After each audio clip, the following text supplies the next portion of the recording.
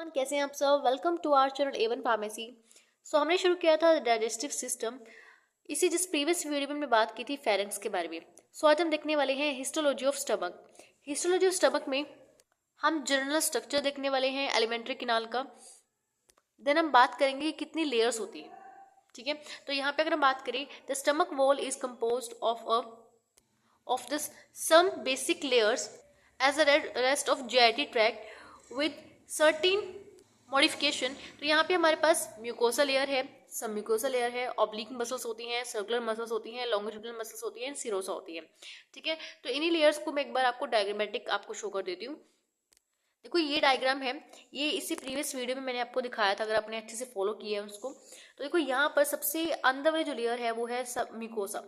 Mucosa के बाद जो सबसे ऊपर वाली लेयर है, सॉरी म्यूकोसा के जो बाद जस्ट बाद जो लेयर है वो है सब म्यूकोसा। सब म्यूकोसा जो हमारे है, उसके बाद हमारी ऑब्लिक लेयर्स आती हैं, ऑब्लिक मसल्स, सर्कुलर मसल आती है, लॉन्गिट्यूडनल मसल्स होती हैं। तो यहाँ पे आपके पास आखिरी में सिरोसा लेयर आती है।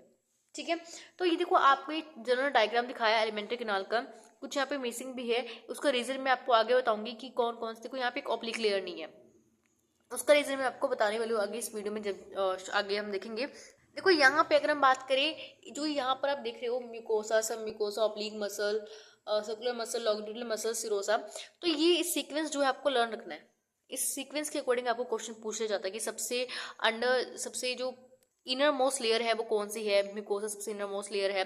या आपसे क्वेश्चन कई बार ऐसे क्लिनिकल वे में पूछा जाता है। एक क्वेश्चन ऐसे पूछा था एक बार कि अगर एक डॉक्टर एलिमेंट्री कैनाल की, जो जैसे आप देख रहे हो ये, अगर एक डॉक्टर को एलिमेंट्री कैनाल में सर्जिकली कोई कट लगाना है तो सबसे पहले कौन सी लेयर के ऊपर कट लगेगा। ठीक है, तो ये क्वेश्चन था। तो यहाँ पे अगर आप देखो, सबसे बाहर वाली लेयर जो है वो है सिरोसा। सिरोसा सबसे आउटर मोस्ट लेयर है, तो सबसे आउटर मोस्ट लेयर को ही सबसे पहले उसको कट करना पड़ेगा।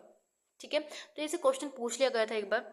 नेक्स्ट हमारे पास है the surface of the mucosa is layer of a simple columnar epithelial cells called surface mucosa cells. तो यहाँ पे सरफेस म्यूकोसा सेल्स होते हैं। देखो म्यूकोसा का मतलब क्या है, जो म्यूकोसा सिक्रीट भी करते हैं, म्यूकोसा सेल यहाँ पे आपके पास होती हैं। ठीक है, the mucosa contains a lamina propria, areolar connective tissues and muscularis mucosal, जो यहाँ पे है स्मूथ मसल्स हम इसको बोल रहे हैं। ठीक है, देखो उसके बाद epithelial cells extend down into the lamina propria where they form a column of secretory cells called the gastric gland। अब देखो यहाँ पर मैं आपको थोड़ा सा इसको थियोरेटिकल समझ नहीं आएगा आपको, जैसे यहाँ पे गैस्ट्रिक ग्लैंड्स क्या होते हैं, गैस्ट्रिक पिट क्या होते हैं, तो इसको समझने के लिए मैं आपको डायग्राम दिखाऊंगी, आपको इजीली समझ आ जाएगा। देखो यहाँ पे लिखा है, एक बार थियोरेटिकल मैं आपको बता देती हूँ। The several gastric glands open into the bottom of the narrow channel called the gastric pit. अब गैस्ट्रिक पिट क्या होता है, जब आपका पूरा, देखो गैस्ट्रिक ग्लैंड्स जो होते हैं ना, ये सेक्रेटरी सेल है, यानी यहाँ पे सेक्रेशंस करती है ये, और गैस्ट्रिक पिट के थ्रू यहाँ पर पूरी जितनी भी सेक्रेशंस हैं वो ऊपर आती है। मैं आपको भी स्ट्रक्चर में भी शो कर दूंगी। एंड नेक्स्ट हमारे पास है the secretion from several gastric glands flow into each gastric pit and then it into the lumen of the stomach. देखो यहाँ पे मैं स्ट्रक्चर की बात कर रही थी, the structure of gastric mucosa showing the gastric gland.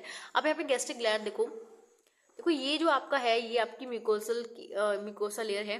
ठीक है, यहाँ पर आपका एक गैस्ट्रिक ग्लैंड है, ये आपका इधर जितना दिखाई दे रहा है, ये पार्ट जो है इतना यहाँ तक, ये सारा गैस्ट्रिक ग्लैंड लिखा भी होगा, यहाँ पे गैस्ट्रिक ग्लैंड है।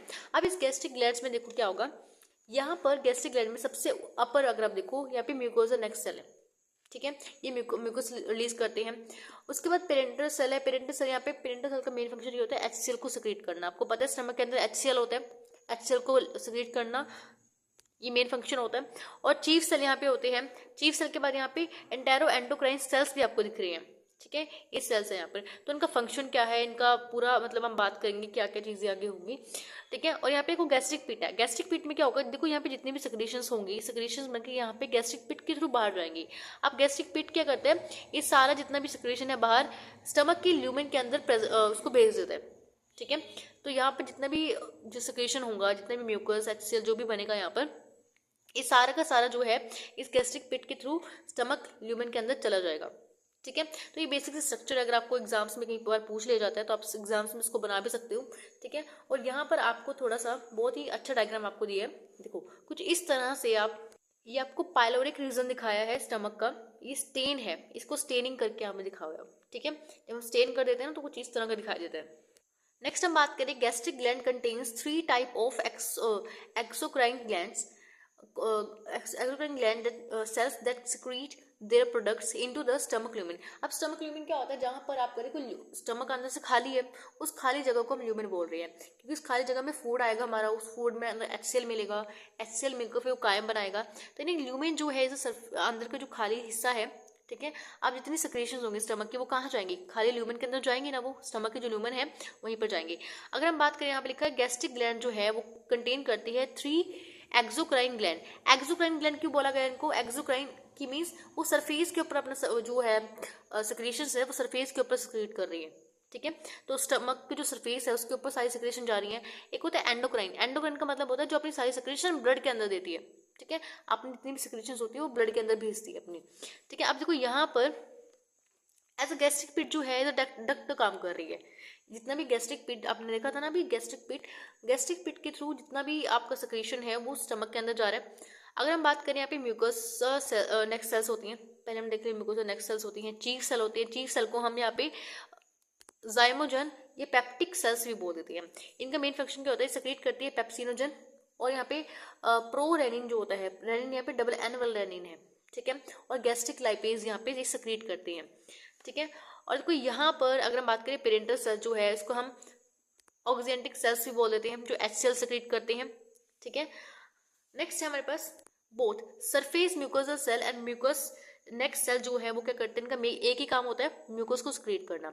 अब देखो म्यूकस का मेन फंक्शन क्या होता है, देखो आपको पता है हमारी स्टमक के अंदर है HCl, काफी सारा HCl है। ठीक है।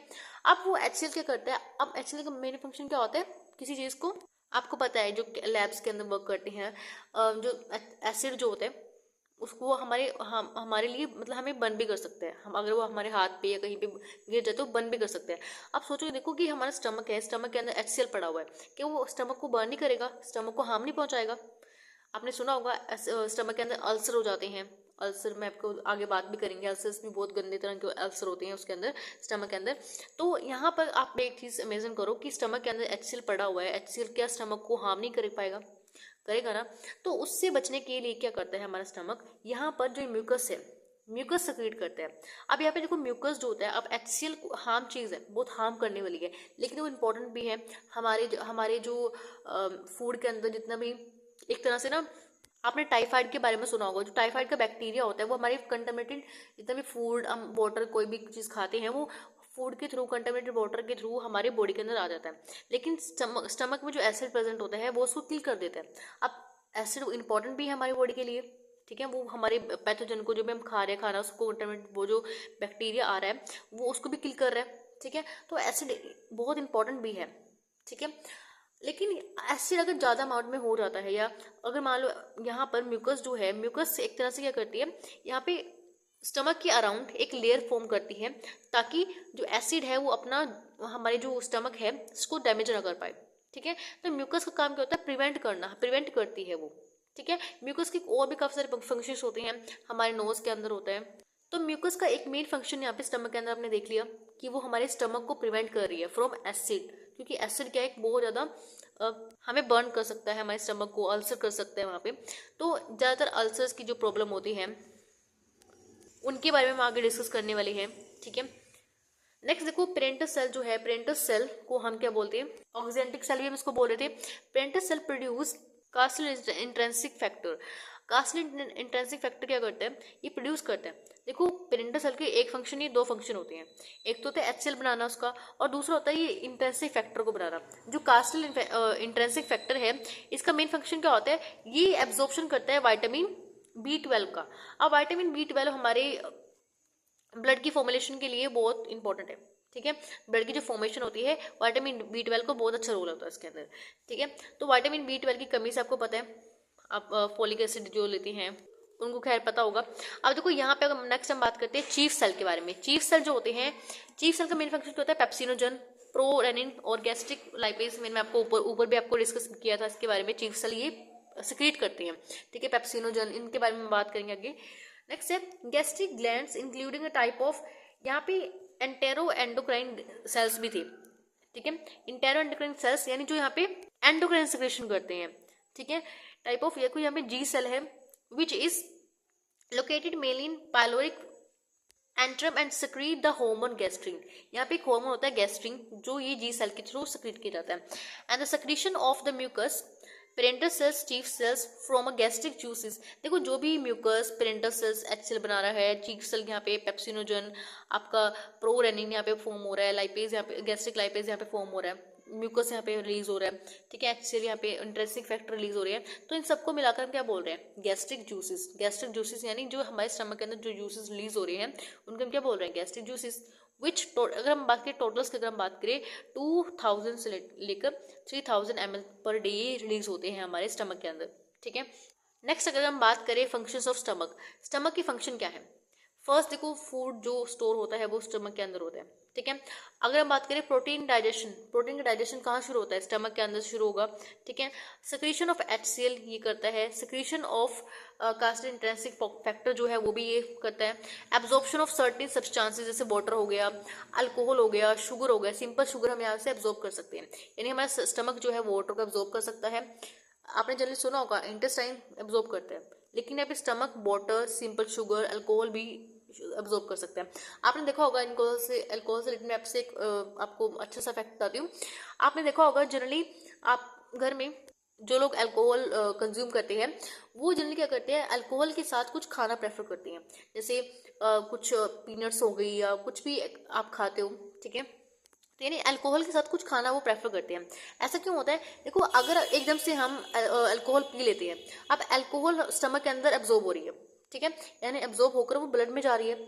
अब देखो यहाँ पर एक्शन जो है, अगर आपने एकदम से पी लिया अल्कोहल और आपने उसके साथ कुछ खाया नहीं, खाली पेट उसको पी लिया, कंज्यूम कर लिया, ठीक है, तो इससे क्या होगा, जो स्टमक में अल्कोहल गई है एकदम से वो हिट करेगी हमारी बॉडी के ऊपर, तो इसलिए उसको डिले करने के लिए, एक्शन को डिले करने के लिए अल्कोहल का हम यहाँ पे कुछ फैटी कोई चीज़ जैसे हम खाते हैं, तो ताकि अल्कोहल का जो एक्शन है वो डिले हो जाए, अल्कोहल जो अपना असर थोड़ी देर बाद दिखाए, ठीक है, एकदम से एक्शन ना शो करे हमारी बॉडी के ऊपर, ठीक है, तो इसलिए हम यहाँ पे ज़्यादा प्रेफर करते हैं अल्कोहल के साथ कुछ खाना। तो यहाँ पे लिखा भी हुआ है presence of fats in the stomach delay the absorption of alcohol, तो यहाँ पे अल्कोहल डिले हो जाता है, अल्कोहल का जो एक्शन है एब्जॉर्प्शन है वो डिले हो जाता है in the presence of fats, हम कुछ खाते हैं। नेक्स्ट देखो यहाँ पे इंटरेस्टिंग चीज़ है वो है गैस्ट्रेक्टोमी। गैस्ट्रेक्टोमी जैसे वर्ड आ रहा समझ आ रहा है आपको, गैस्ट्रिक वर्ड जो रिलेटेड है स्टमक से, ठीक है। अब टॉमी मतलब जो है यानी यहाँ पे स्टमक को रिमूव करने की बात की गई है, सर्जिकल रिमूवल ऑफ स्टमक, यहाँ पे बताया आपको gastrotomy means surgical removal of stomach, यानी यहाँ पे सर्जरी करके स्टमक को रिमूव करना। अब आप सोच रहे होंगे कि इसको स्टमक को रिमूव क्यों करना पड़ता है हमें, देखो कई कंडीशन ऐसी होती हैं कई कंडीशन में हमें स्टमक को रिमूव करना बहुत ज़रूरी हो जाता है। पहली कंडीशन मैंने आपको बताई भी थी वो है अल्सर्स जो होते हैं ना स्टमक के अंदर, वो इतने अल्सर स्टमक के अंदर हो जाते हैं कई बार कि स्टमक को रिमूव करना पड़ जाता है, ठीक है, एक कंडीशन ये है। और एक कंडीशन ये है कि हमारे जो स्टमक के अंदर एक बैक्टीरिया प्रेजेंट होता है जिसको हम एच पाइलोरी बैक्टीरिया बोलते हैं, मैंने लिखा हुआ है यहाँ पे एच पाइलोरी बैक्टीरिया होता है, ये यहाँ पे यूरिएज रिलीज करता है, ठीक है। अब ये करता है यूरिया को यहाँ पे इन द प्रेजेंस ऑफ, जब urea in the presence of urease ये अमोनिया में कन्वर्ट हो जाता है। अब ये अमोनिया जो होता है ये हमारे स्टमक को डैमेज करने लगता है, ठीक है, तो यहाँ पे जब स्टमक डैमेज हो जाएगा तो हमें यहाँ पे गैस्ट्रोटॉमी करनी पड़ जाती है, ठीक है। अब देखो यहाँ पर जब हम गैस्ट्रोटॉमी कर रहे हैं, हमने बात की थी गैस्ट्रोटॉमी में, यहाँ पर जब अगर हम किसी पर्सन का स्टमक रिमूव कर देते हैं सर्जिकली, तो यहाँ पर उसको पर्निशियस एनीमिया हो जाता है। पर्निशियस एनीमिया मीन्स एक तरह से, पर्निशियस मतलब क्या होता है, डेथ की तरफ जाना, ठीक है, पर्निशियस एनीमिया यानी खून की कमी हो जाना। तो यहाँ पे ऐसा क्यों होता है, देखो यहाँ पे हमने बात की थी इंट्रिंसिक फैक्टर की, कास्टल इंट्रिंसिक फैक्टर जो है वो किस लिए इंपॉर्टेंट होता है, यहाँ पे B12 की जो अब्जॉर्प्शन होती है ब्लड के अंदर वो कराता है, ठीक है। अब जब B12 नहीं जाएगा, हाँ क्योंकि ऑब्वियसली बात है स्टमक तो रहा नहीं, अब स्टमक तो हमने रिमूव कर दिया सर्जिकली, अब हमारे पास वो इंट्रिंसिक फैक्टर भी नहीं है जो हमारे B12 को अब्जॉर्ब कर रहा था स्टमक के अंदर। अब B12 जो होता है वो हमें ब्लड के लिए इंपॉर्टेंट होता है, ठीक है, ब्लड की फॉर्मेशन के लिए इंपॉर्टेंट होता है। अब ब्लड की फॉर्मेशन भी अच्छे से नहीं हो पा रही B12 की वजह से, क्योंकि B12 हमारे पास नहीं है, तो यहाँ पर पर्निशियस एनीमिया का खतरा बढ़ जाता है, ठीक है। लास्ट टॉपिक हमारे इस लेक्चर का है वो है फंक्शंस ऑफ HCl। क्या क्या फंक्शन होते हैं HCl के? देखो, फर्स्ट ऑफ ऑल ये किल करता है पैथोजेंस को। पैथोजेंस होते हैं, आपको पता है, टाइफाइड जो होता है, टाइफाइड के बैक्टीरिया जो कंटेमिनेटेड वाटर फूड्स हम खाते हैं बाहर से, तो ऑब्वियस सी बात है उसके अंदर बैक्टीरिया तो होगा ही टाइफाइड का। तो टाइफाइड आपको पता है बहुत ही बुरा चीज़ है, तो HCl इस टाइफाइड के बैक्टीरिया को किल कर देती है। और भी काफ़ी सारे बैक्टीरिया होते हैं, आप सोच के देखो, जब वो हमारी पूरी बॉडी को से बर्न कर सकती है, तो ऑब्वियस ही बात है वो बैक्टीरिया तो उसके लिए क्या ही चीज़ है, तो बैक्टीरिया को वो किल कर देती है। नेक्स्ट देखो, यहाँ पर हेल्प करती है आयरन के एब्जॉर्प्शन में। HCl का पहला फंक्शन क्या था कि वो किल करती है पैथोजेंस को। दूसरा है helps in iron absorption, iron के एब्जॉर्प्शन को वो आयरन के एब्जॉर्प्शन में वो हेल्प करती है। नेक्स्ट है एक्टिवेशन ऑफ पेप्सिनोजन। देखो, पेप्सिनोजन भी रिलीज होता है, पेप्सिनोजन को ये कन्वर्ट करता है पेप्सिन में। ये पेप्सिन जो है एक्टिव फॉर्म है, पेप्सिनोजन इनएक्टिव फॉर्म होता है। पेप्सिनोजन को अगर अपना फंक्शन शो करना है तो pepsin as a active form में वो अपना फंक्शन शो करता है। ठीक है। नेक्स्ट अब बात करें प्रोरेनिन। प्रोरेनिन जो है, देखो यहाँ पे रेनिन जो है, एक होता है रेनिन एंजियोटेंसिन सिस्टम होता है, ठीक है, रास सिस्टम आपने पढ़ा होगा। रास सिस्टम से डिफरेंट यहाँ पे जो रेनिन है, रेनिन डबल एन वाला रेनिन है। देखो, ये रेनिन जो होता है जनरली बच्चों में पाया जाता है, छोटे जो बच्चे होते हैं, जो मिल्क जो होते हैं ना, छोटे बच्चे, अभी आपने देखा होगा छोटे बच्चों को जब वो दूध पीते हैं, तो जब वो दूध बाहर निकालते हैं तो क्या होता है, वो फटा हुआ दूध निकालते हैं बाहर। ठीक है, तो ऐसा क्या होता है, रेनिन की वजह से होता है। वो प्रोरेनिन जो होता है वो रेनिन में कन्वर्ट करने, कौन कन्वर्ट कराएगा रेनिन को, सॉरी, यहाँ पे प्रोरेनिन जो है वो कन्वर्ट होगा रेनिन के अंदर in the presence of HCl। ठीक है, तो बस यही था आज का टॉपिक। अगर आपको अच्छा लगे सब चीज़ें जानकर तो प्लीज़ लाइक कीजिए, कमेंट कीजिए, सब्सक्राइब कीजिए, चैनल को अपने फ्रेंड्स के साथ शेयर कीजिए। And thank you for watching this video. Have a nice day.